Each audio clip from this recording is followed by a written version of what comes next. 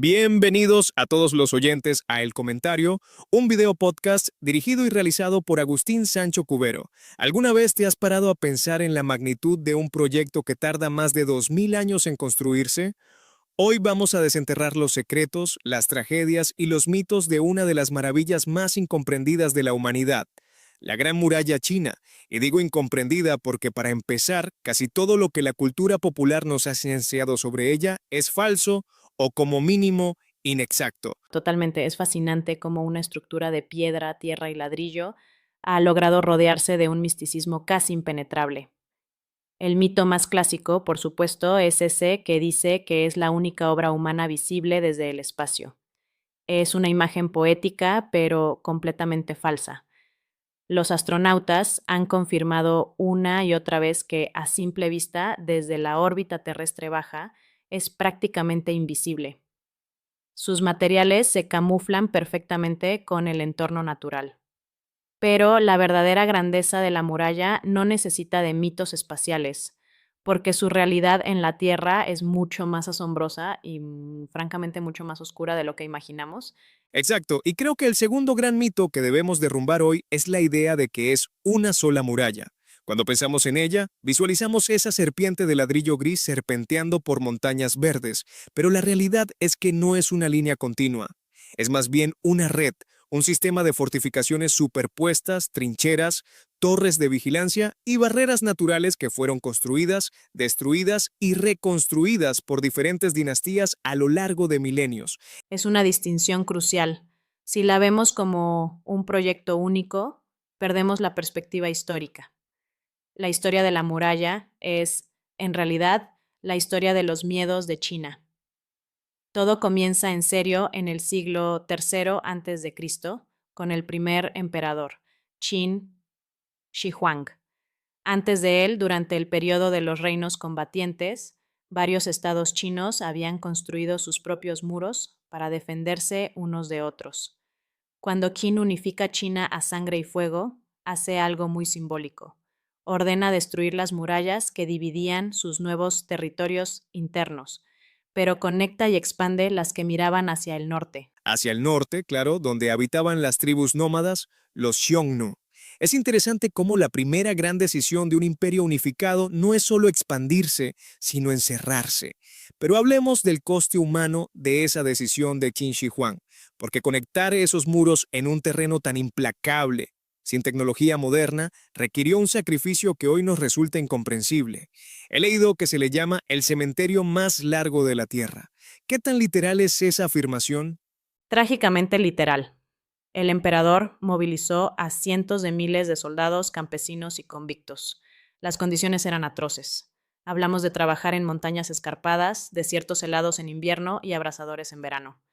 La logística para simplemente alimentar a esta, mm, esta fuerza laboral era una pesadilla. Muchos morían de hambre antes de siquiera tocar una piedra. Se estima que más de 1 millón de personas murieron durante la construcción a lo largo de los siglos, y aunque la leyenda de que los cuerpos eran emparedados dentro de la estructura como material de construcción ha sido desmentida por los arqueólogos, la realidad es que muchos fueron enterrados en las inmediaciones o bajo los cimientos. Es escalofriante. Construir un símbolo de protección nacional a costa de masacrar a tu propia población. De hecho, esto me recuerda a la famosa leyenda de Meng Jiannu, esa historia folclórica de la mujer que lloró tan amargamente la muerte de su esposo, reclutado a la fuerza para construir el muro, que sus lágrimas hicieron que una sección de la muralla colapsara, revelando los huesos de su amado.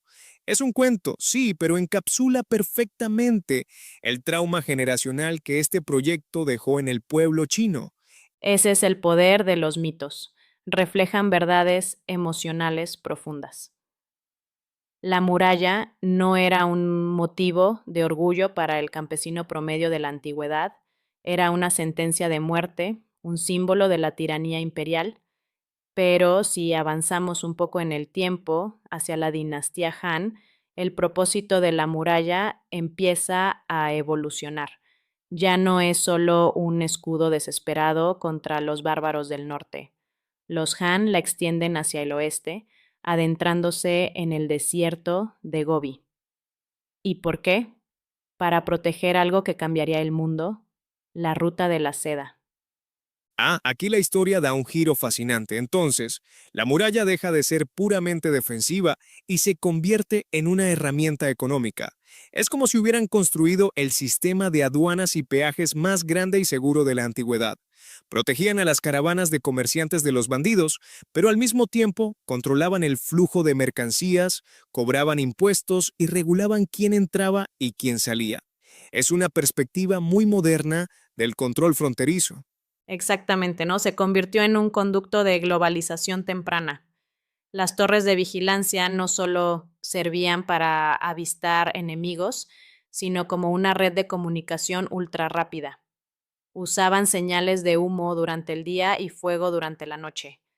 Un dato curioso es que quemaban estiércol de lobo seco, porque producía un humo muy denso que subía recto al cielo y no se dispersaba fácilmente con el viento.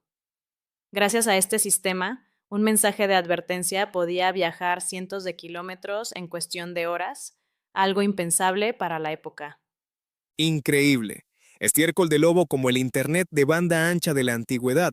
Pero a pesar de toda esta ingeniería y logística, la muralla de tierra apisonada y cañas de las primeras dinastías no es la que los turistas visitan hoy en día, ¿verdad? La imagen icónica que todos tenemos en la cabeza pertenece a una época mucho más tardía, a la dinastía Ming. Así es.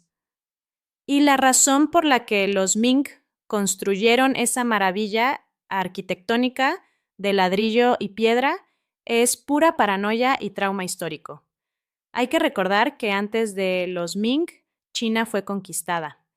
Los mongoles, liderados por los sucesores de Gengis Khan, simplemente rodearon, ignoraron o atravesaron las antiguas fortificaciones y fundaron la dinastía Yuan, gobernando China durante casi un siglo.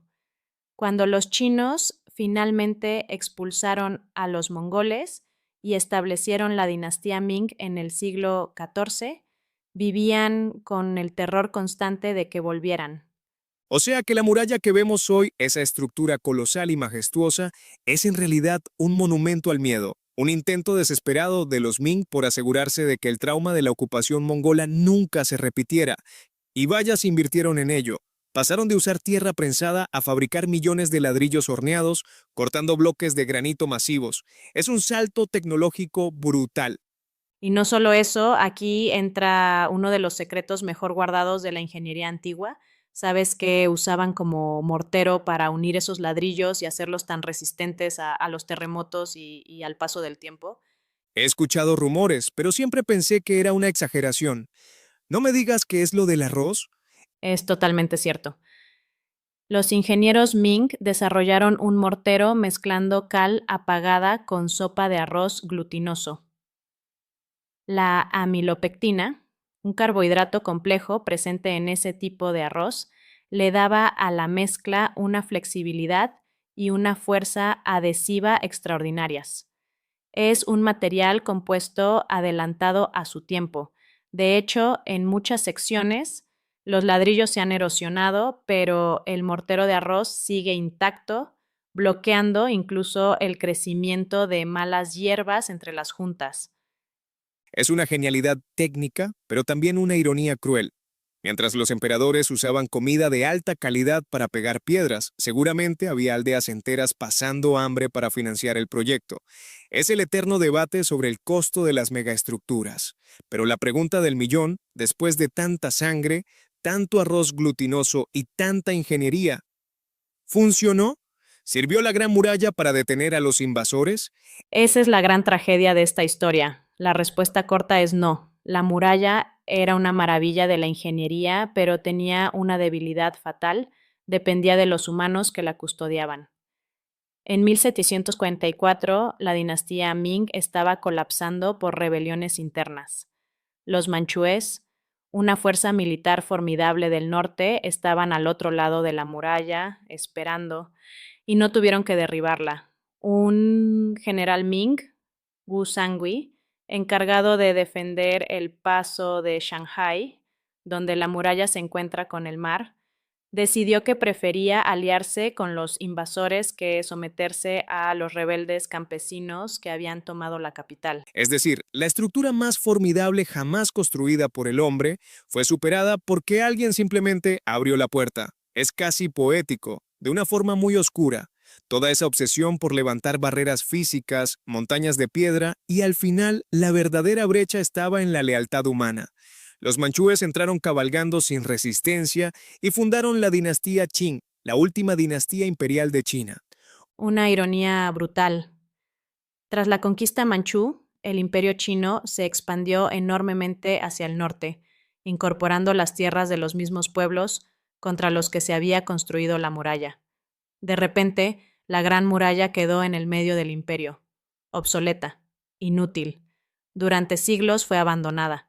Los campesinos locales desmantelaron secciones enteras para usar los ladrillos en la construcción de sus propias casas y corrales.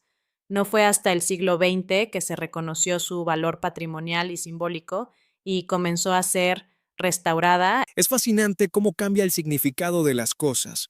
Nació como un instrumento de guerra y aislamiento, un símbolo de opresión para quienes la construyeron, y hoy es el mayor emblema cultural de China, un puente que atrae a millones de personas de todo el mundo. Pero viéndolo con perspectiva, ¿qué lección crees que nos deja esta colosal cicatriz de piedra en la geografía asiática?